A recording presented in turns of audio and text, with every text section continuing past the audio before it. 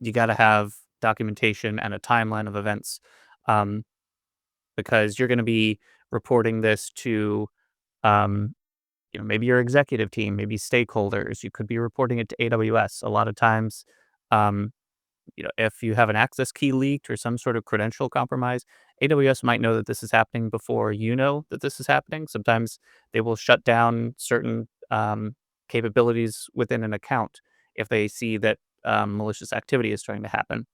Um, so you need to be able to tell AWS, yes, we have seen this, we have addressed this, and here's what we're going to do to prevent this down the road.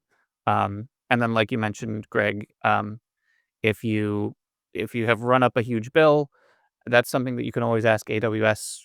Can we help? Can we get some help here at all?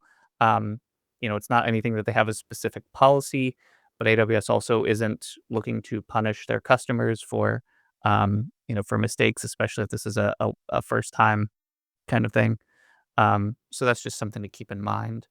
But overall, like having that narrative, being able to say, here's how this started, here's what happened, here's what we did, um, and having the full process documented not only helps you report it to other parties, but it's something that you can keep in a knowledge base and refer to later.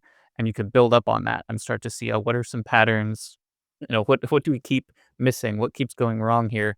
We really need to fix this. Is the incident review or response document, is that just as much for AWS as it is for internal? If you're trying to get money back, um, money that you lost as a result of this, do you need to go to them with this? Is that a requirement, or does that just help your case?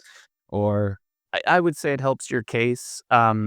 AWS really just wants to know that you know what happened and that it won't happen again, and that it's taken care of. Um, Other post incident activity might be more like establishing what teams are responsible for deploying this patch, um, or what other tooling maybe wasn't enabled that should have been enabled.